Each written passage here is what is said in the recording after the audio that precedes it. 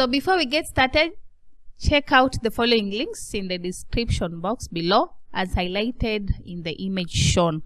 So you'll be able to get our past papers, our link to our official website, link to accreditations, our link to donation page, and contact details in the description. So once you'll be watching a certain video of any lesson or of any past paper, you'll be able to get all these links, and you can be able to get to download past papers, to reach to our official website. You'll be able to see links to our accreditations so that you can see which authorities have accredited us.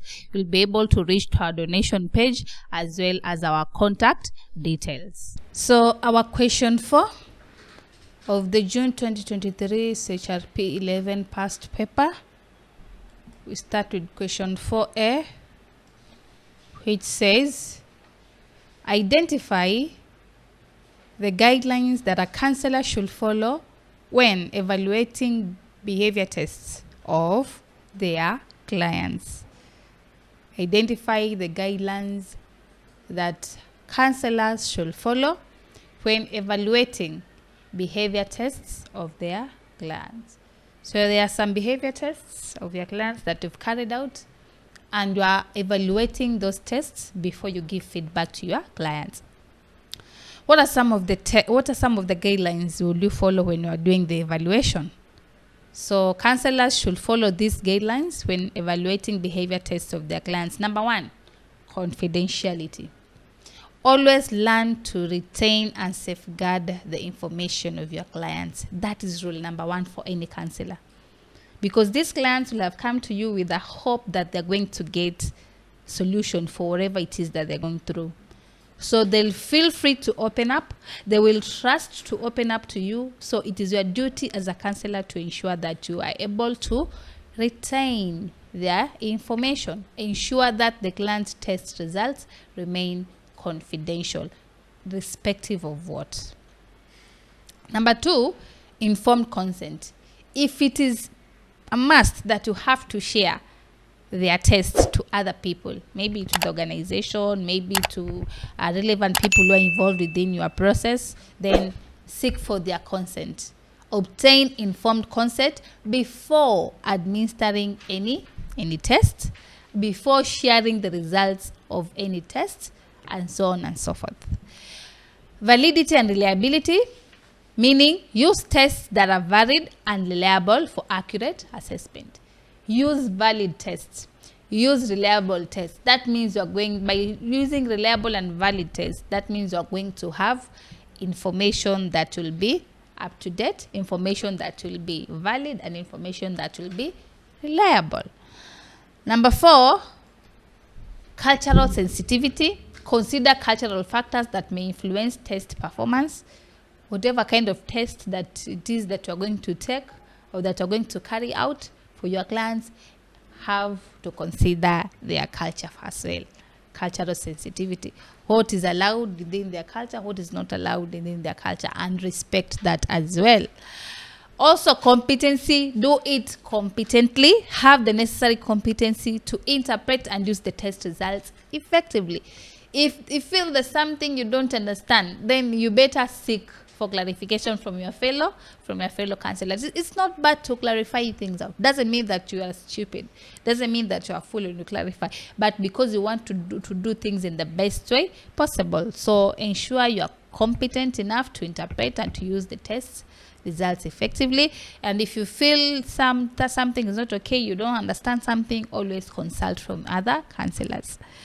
And then also feedback and interpretation. Always provide clear feedback to your clients as well as interpret their test results so that they could understand what is really happening or what is really on the ground.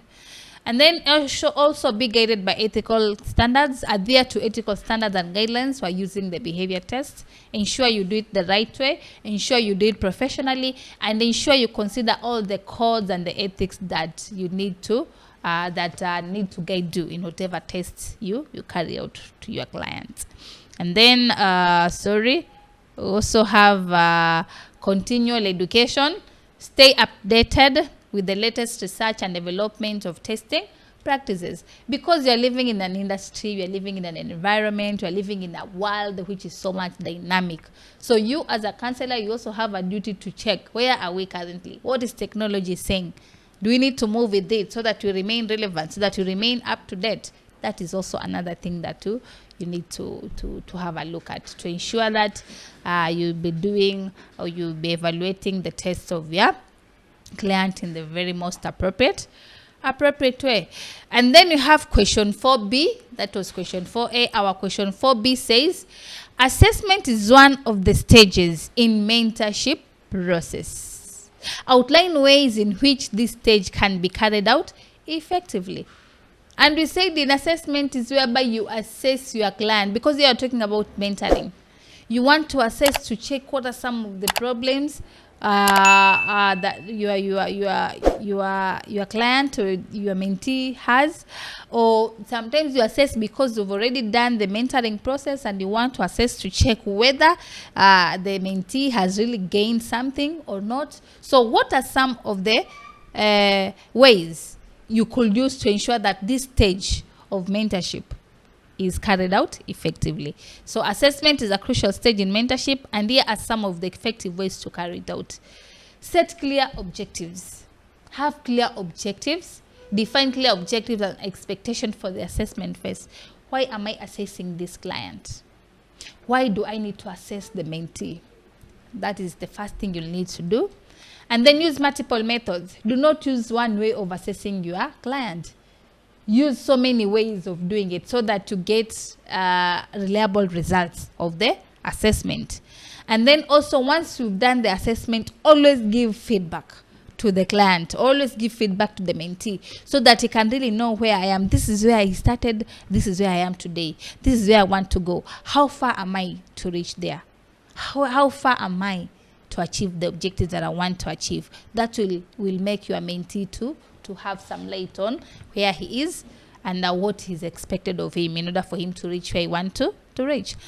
Also, ensure the assessment is done in accordance to the goals that you created in the initial stage with your client. So ensure the assessment criteria aligns with the mentee's goals and development areas. Because if you come up with an assessment method that does not align with the goals of the employee, then already a confusion is created there. And maybe some of the information you're going to get will not be so much helpful because it's not in line with whatever the client is expecting. And then always document progress. As you assess your client, as you assess the mentee, always document the progress so that you can know. Like saying, I did an assessment, this is what I got. Today I've done an assessment, this is what I've gotten. So that means this person is improving. That means this person is somewhere there. So at least you'll be having a clear picture of what is really happening. And then also encourage reflection. Encourage the mentee to reflect on their performance and identify areas of growth. Let them also try to have a look at themselves. Where I am, where I want to be, where I was. That will also help your mentee in terms of regaining strength as far as whatever issues or problems he has is concerned, and the whole process of mentoring, how far it is and how far is it taking him, and so on and so forth. That will also improve on the process of mentoring. And then also ensure a supportive environment. Always give support to your mentees. Always help them out whenever need be, and also review and adjust accordingly, according to the information that you'll have gotten, according to the findings that the assessment will have given you. Then review and adjust accordingly. So those are some of the guidelines that you will use whenever you are assessing your clients or your mentees. So that is our number 4. Thank you.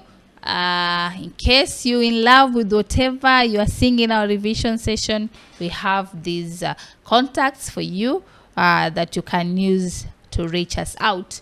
You can reach us out through our website. You can reach us out through WhatsApp, email, or even physical address. All these details, in case you want to reach us out, you can use any of the details provided. So thank you. Let's meet in our next revision session.